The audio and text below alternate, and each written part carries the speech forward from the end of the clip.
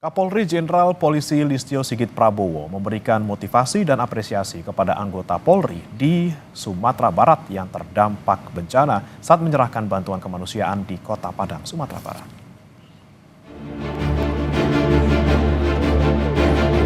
Kapolri menyampaikan keprihatinan sekaligus apresiasi atas dedikasi personel Polri yang tetap bertugas meski dalam kondisi sulit akibat bencana.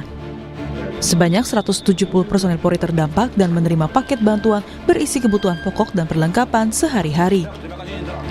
Hari ini saya mendampingi Bapak Presiden mengunjungi beberapa titik, tadi di Agam, kemudian ke Padang Pariaman, dan kemudian di Lembah Aneh.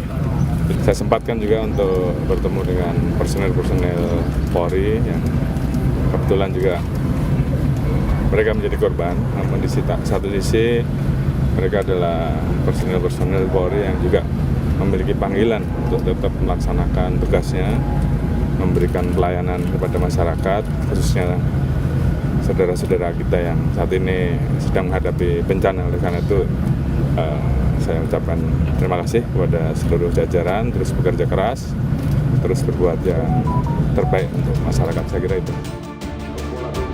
Dalam kesempatan ini, Kapolri juga memberikan semangat agar seluruh personil tetap kuat menjaga soliditas dan terus memberikan pengabdian terbaik kepada masyarakat. Tim Liputan, Kompas TV.